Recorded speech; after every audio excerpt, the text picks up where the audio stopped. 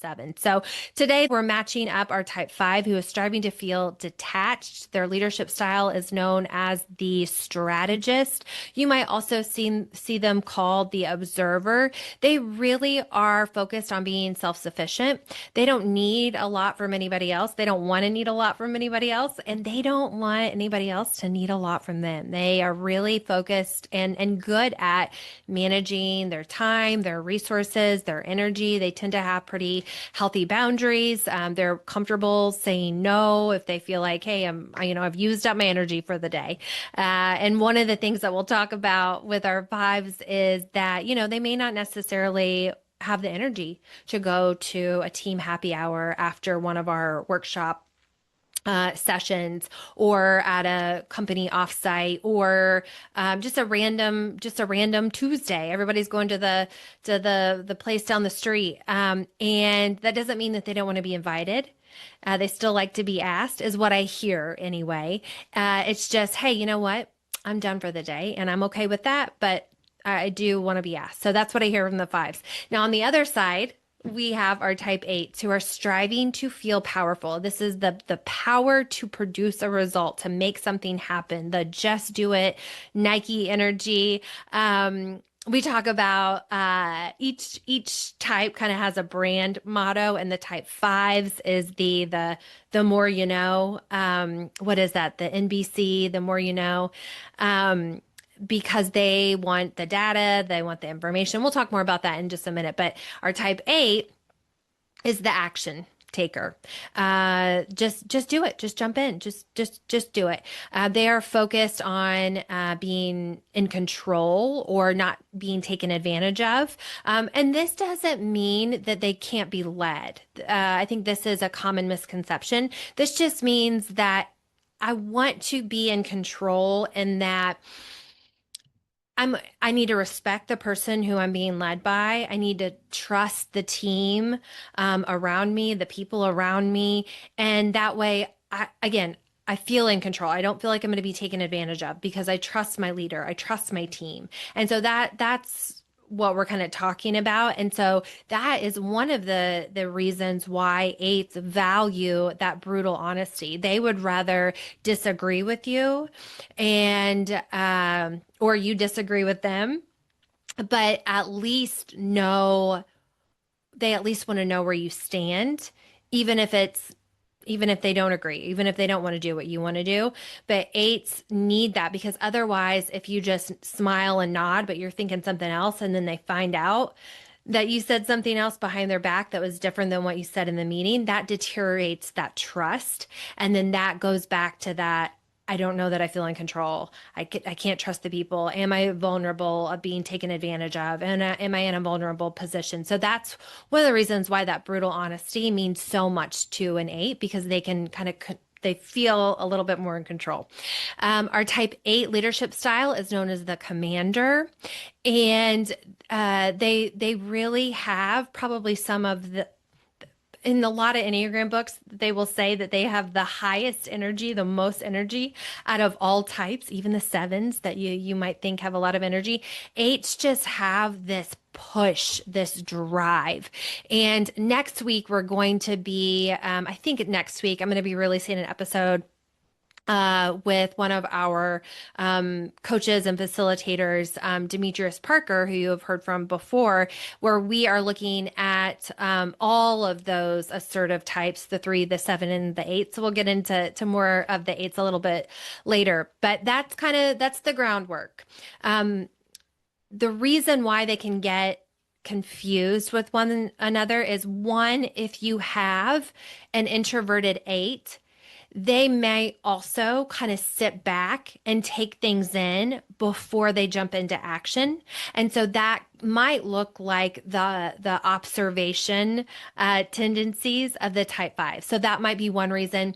We're going to talk a little bit more about instinctual biases later on, but our preserving 8s are going to be a little bit more reserved compared to a transmitting 8, for example, which is probably the textbook 8 that you think of when you think of a type 8.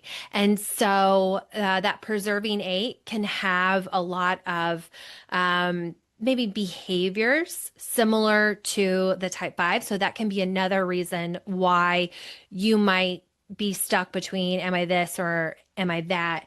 And then what was the other one? Oh, and then the relationship with anger. So eights tend to be pretty comfortable with their relationship with anger. Again, hey, if I'm angry, you're going to know about it. And, we might go toe to toe, but tomorrow, if we were able to kind of go toe to toe, hash it out, um, we can cut back tomorrow and it's fine. I'm not going to hold a grudge necessarily. We got it cleared. I feel like we talked it out, that brutal honesty. We're good. Um, Fives a lot of time don't show their anger or really a lot of emotions in general until they've had some time to process and to reflect. So they definitely feel emotions. They have emotions and they definitely feel anger. It's just, it may not hit them until later. They might not get angry until later that night when they're sitting at home reflecting on what happened. But that's one of the key differences. I'm kind of jumping ahead of myself. That's one of the key differences is the relationship with anger. However, there are some fives, and maybe more of the transmitting five, or just a five who has maybe gone to therapy, had some sort of life event, really done a lot of self-development, professional development work where they are aware of that tendency. And so they are extra intentional about understanding their emotions, how they feel, checking in and expressing those emotions.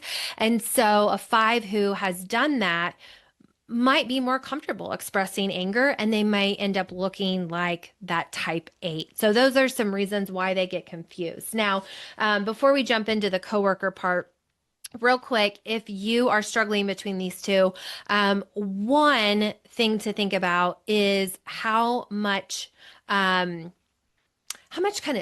space physically, but also just kind of energetically you feel like you take up. Our fives tend to not take up a lot.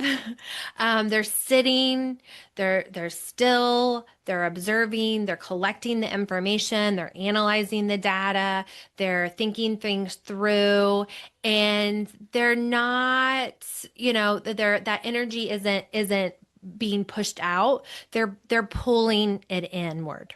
Whereas the 8, they might physically be taking up a lot of space and energetically. You just feel this kind of this intensity, this passion, this boldness. And so that can be something to consider. That's not the end all be all, but just something to consider.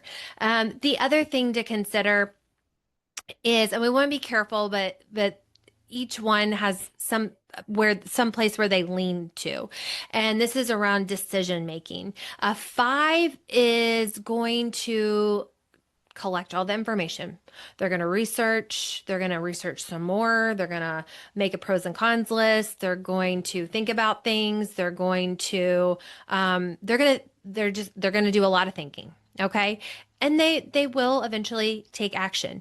Now, the 8s, on the other hand, most of the time when you talk to them about their decision making, they're not jumping into bad decisions. They're not bad decision makers. It's just they tend to be really in touch with their gut instinct and know this is what I want to do. I can't explain it right now. I can't explain why this is the right decision. The data might actually say something completely different, but I know in my gut that this is the decision to make, and they tend to really trust themselves. And so that is something to consider, how you make decisions. And then the other one was your relationship with anger. It's just kind of swimming under the surface and it will come right out like a type 8, or you tend to not realize you're really mad maybe until you've replayed the scenario, you've processed what happened, and then you're thinking, oh my gosh, I'm actually furious about this. But by that time, you're home by yourself and nobody saw you blow up, maybe like they did with the type 8. So those are some things to think about if you're stuck between the two. Now, I want to talk about if you are one of these types, how to understand yourself a little bit better, and then how to work and collaborate and get along better with your counterpart here. So let's see. First thing is first. Like I said at the very beginning, this can be such a powerful type. They really can complement each other well. And one of the interesting things about these two pairings is that they are connected on the Enneagram. So, when a five is really looking for some growth goals, their growth path is the recommended growth path, there we go, is towards the type 8, to get out of your head, to step into, kind of that the gut, trusting yourself, taking action, making decisions, creating clarity by action instead of just ruminating in your head. And then our type 8s, they will say sometimes can maybe take on some of the stress behaviors of a 5, where they will withdraw, they become kind of distrusting, maybe a little secretive, and they kind of go inward like a 5 does when they're stressed, when they're not, maybe living their best life. But there are also some really great things that an 8 can pull from that in their own growth path, that slowing down, maybe being a little bit more thoughtful before you take action. So they're connected on that arrow, that line on the Enneagram as well. So when they're on a team, the 8 can really bring that boldness, that ability to jump into action, the decisiveness to this team dynamic. And then we have our 5s who are going to bring the analysis. They're going to bring the thoughtful problem solving. They're going to maybe slow things down a little bit, just to make sure, hey, we have everything. Okay, yep, this is great. Now let's press the go button. It's go time, and we're going to let that 8 run. And so together, they can make some really big moves, and it can be backed with a really smart strategy. I was actually talking to a type 8 earlier this week, and they were talking about the people on their team, and they said, people are always saying, "Oh, we're so much alike. And they had just hired a new person." And he said, a lot of my team members will say, "Oh, we're just so much alike. I'm just like you. You're just like me." And he said, that's good. But he said, I don't necessarily need another me. I'm me. I have me already. What I need is who they had just hired, this person who sounds a lot like a 5. I don't know, I have no idea what they are, but from what he was sharing, they were bringing that thoughtfulness. They were observing, they were noticing things that needed to be done. They were putting spreadsheets in place. They were making checklists and making their life easier so that action they could just go. The path could be paved smoother because there weren't all these little speed bumps along the way that was caused by not thinking things through and having to go back and redo something, or jumping in before they realized what actually worked. So that smart strategy with bold action can be so powerful in making big things happen. The other thing that I have for these two in their coworker chemistry, on the synergy side, the spark side, is that they have a mutual respect for one another. They both tend to be really competent, and they notice that in each other. They see that in one another. 5s appreciate that honesty in the 8s, and 5s tend to be pretty honest as well. They tend to be pretty, don't show me the data. Don't give me the drama. Show me the data. There we go. It's the opposite. That's opposite of what they want. They say, I just want the data. I don't want the drama. And, I'm going to deliver bad news. I'm going to deliver good news. And it's just going to be facts. We're not going to go off feelings. We're going to go off the facts. And so 8s will really appreciate that because they're not getting things sugar coated. But also they're not getting too emotional if something is really hard or difficult. It's just, hey, here's what it is. And 8s will really appreciate that. So, 8s really respect the 5's expertise, appreciate their independence because they too want to be independent. One of the consistent pieces of feedback that we will hear from our type eights who, when we do breakout groups in our workshops by type, I don't know what the stats are for sure, but a lot of times there's some version of, I hate it when people complain and don't have any sort of solution to bring me. And fives are known for their creative and complex problem solving abilities. So eights really respect that in the fives as well. And then the fives will admire the ability, the energy, the confidence in the eight to jump in, take charge. So they have that. And then the last one that I have here is the pairing of courage and knowledge, where eights are going to give the whole team the confidence to move forward, to push the goal forward, to push to make things happen, to get to that goal, while fives are there to make sure that the plans that are in place, that there are plans, and then that the plans that are in place are well researched, that they're actually sustainable. So we have here a really nice mix of the ability to execute paired with the ability to come up with creative, innovative solutions. So, I mean, what an amazing team dynamic here, amazing duo. Now, of course, like any pairing, there can be some friction points, and not always, but here are a couple of potential friction points for these two. I think one is you've probably already started to think about, and that's just the energetic mismatch, where an eight might just be thinking, let's just move forward, let's figure it out as we go, leap, and we'll build the net as we go. And the five is wanting to pull back, slow it down a little bit. Let's spend some more time researching. Let's spend some more time looking at this before we jump into a decision that we may not, that we may later regret. So, also when making decisions, we kind of talked about earlier how to think about if am I a five or am I an eight, if you're stuck between these two, is around the decision. And so even just the like, let's just go execution part versus the let's slow down and make sure it's right or not right. Let's slow down and make sure it's well thought out. We have some sort of plan. There's some sort of strategy behind this. Also just the amount of time that it takes to make a decision. So they could really butt heads in a meeting where an eight might just say, I can't explain it. I don't care what your numbers say. Type five, we need to do this. We need to do this over here. And a five is going to say, I've done the analysis. I've looked at this. I think we need to do this. I think we need to trust the data. So there could be some butting heads there, and just the amount of time. An eight might, be presented with a decision, and they might say, within a second, yes, no, let's go. Let's by this date, next year, now.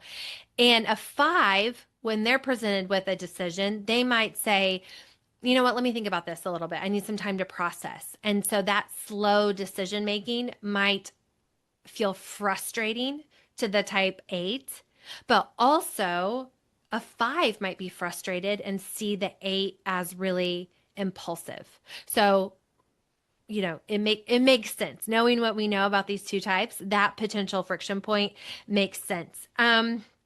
The other one that I have is around energy levels. Our eights tend to be really intense. They have a lot of energy. We just talked about how they tend to have the most energy out of all the types on the Enneagram, according to many, many Enneagram books and literature out there. And when there is a problem, they're going to address it head on.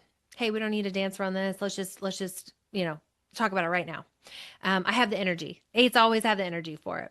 Whereas a five, who is focused on detaching from emotional reactions, detaching from other people's expectations, conserving their energy, they may withdraw under pressure, and they might find that intensity and that confrontation overwhelming, and they might in that moment just kind of shut down, withdraw, because they don't have the capacity to process it as fast as things need to be processed with this eight.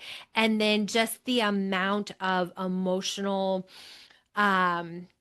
intensity, but just kind of the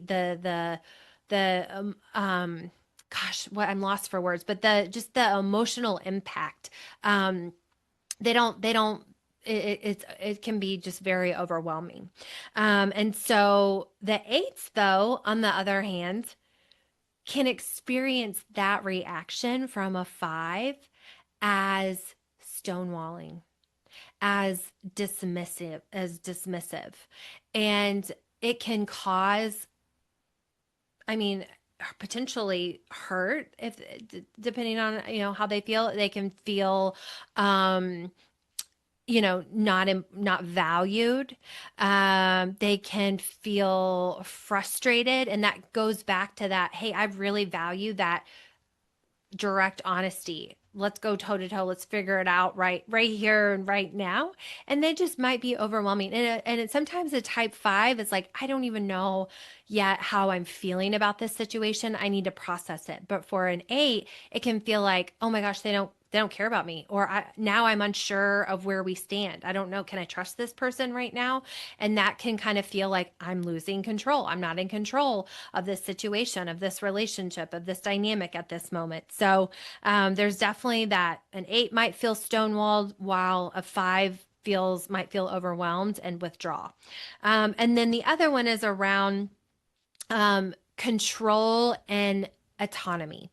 And again, these are just some things to think about, okay? Because there are other types that also, like, we're not talking about sevens right now, but sevens also really value autonomy, want to be in control of themselves, their own time, having that flexibility. And so this isn't just a five or an eight thing, but for the sake of this conversation, eights want to be in control of what's going on around them. And a lot of times, they want to be able to influence what's going on, have the power to produce a result, have the power, striving to feel powerful, to be influential, to influence a decision. And so they might do that with that intensity, with that directness, with the confidence, with the boldness, with the passion that they have. Whereas a five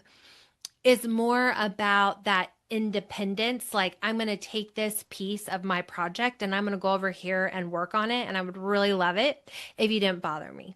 And I don't have an open door policy.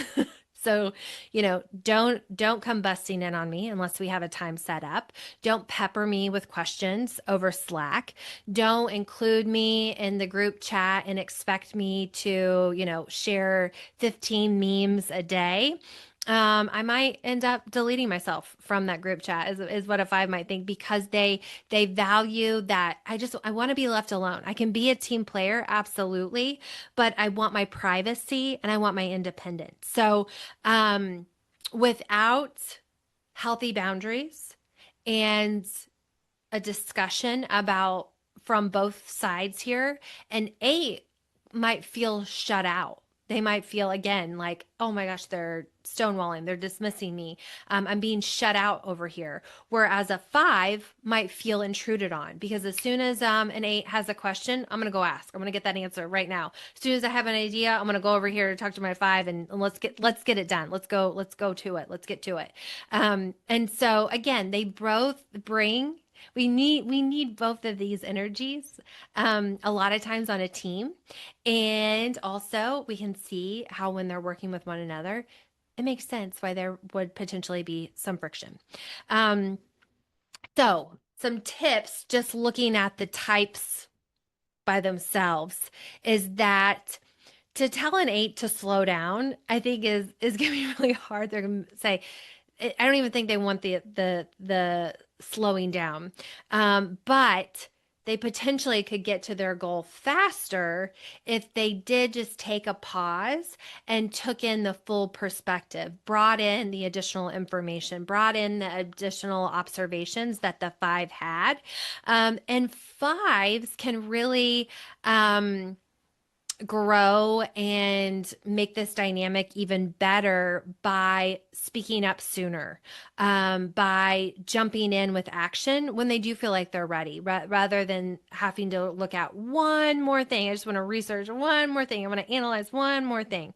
And so speaking up, taking action, there can be so much momentum without having the burnout.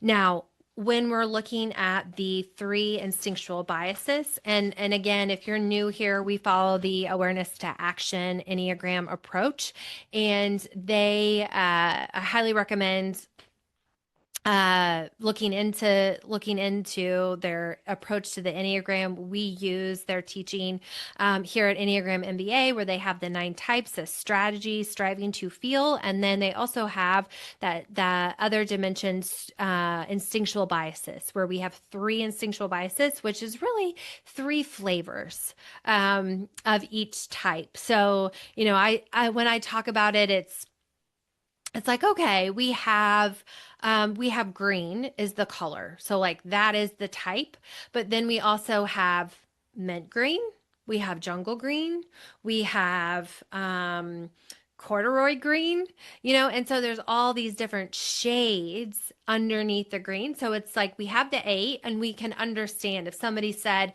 the fence is green, it's like, okay, we have an idea. But if somebody was to say the fence is mint green versus, jungle green, it's like, oh, okay, I have a better idea of the color of that. So that's what those instinctual biases do. They just make that picture of that type just that much more clear.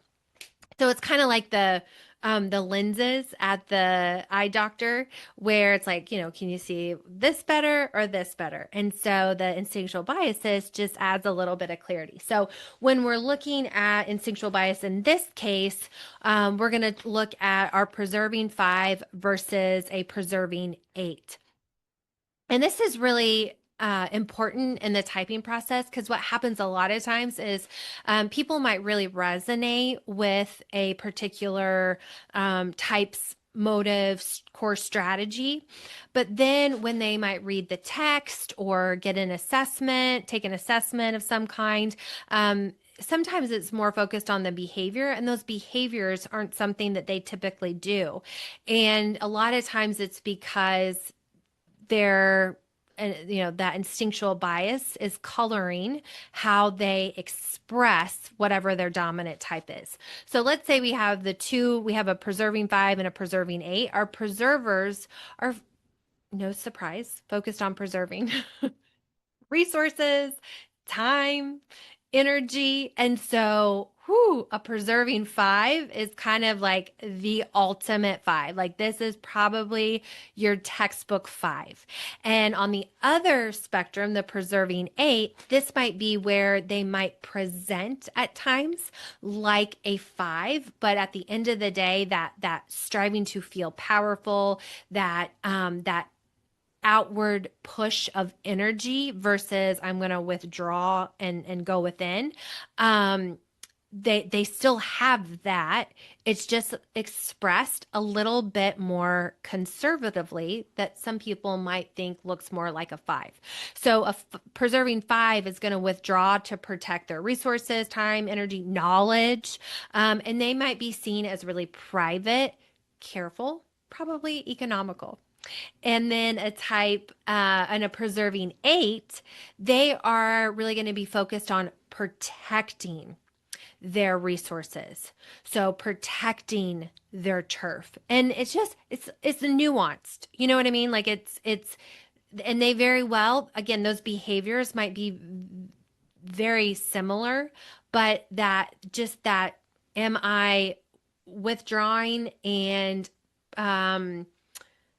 kind of managing my time, my resources, or am I truly kind of outward energy, protecting resources, my turf, exerting control, exerting my dominance, building security to be able to do that? A lot of times they're seen as tough and pragmatic, and then the protective. So In teamwork, our preserving fives may frustrate our preserving eights by hoarding information or kind of being non-committal, while a preserving eight very well might overwhelm a preserving five who is wanting that decisiveness and immediate action. So, I think just understanding that can give you some additional insight if you're stuck between these two, and then just some additional understanding between the coworker dynamic here. Now we have our navigating instinctual bias next. These tend to be these type are focused on navigating social situations, understanding hierarchy. They don't necessarily need to be in charge, but they want to understand who is in charge, both who has the title of being in charge, but who also is maybe actually in charge with their presence. They are focused on understanding role clarity and exchanging information, important information to know about others. What should I know going into this meeting? What should I know about this person? So these are some things that our navigators are in general focused on. And then when you have a navigating five, this person is really observing the group dynamics. This is kind of that I'm taking it in. I'm really focused on who's saying what, who really has the power in this room, who's being truthful. And they're doing it though from the sidelines, probably not saying a lot, maybe coming across as aloof. But they would tell you, hey, I'm very engaged in what's happening. It's just all happening right up here. And when then our navigating eights, they will use their power and that intensity to assert their influence in those group dynamics. They're really good at political savviness, that organizational awareness, and taking that kind of push energy, that action, and making things happen through that. They're taking charge of alliances and understanding that hierarchy so that they can influence. And then lastly, are transmitters who, in general, tend to transmit. They have this kind of this putting this signal out, kind of a, hey, look at me. I want to leave a legacy. I want to do meaningful work. I want to be remembered. I may come across as, really intense. I don't mind being noticed. Whereas the preservers, they don't want that at all. And so I'm excited to continue to talk more about the instinctual biases, because even just those three, there's some interesting insights. But when you have a transmitting five, that almost sounds like the exact opposite of the five that we have just spent all this time talking about. They almost seem like, wow, who is this? So that's why there may be some confusion. Am I a five or am I an eight? Because I may be presenting a little bit more like an eight, or I may be a little bit more forward than the typical five that I'm reading about in my Enneagram book. So our transmitting fives want to be seen. They want to be known for their knowledge, for their competence, for their complex problem solving abilities and skills. So they're going to push their ideas out there when they have that transmitting energy. Those complex problem solving, those big ideas, the strategic ideas they want to put them out there.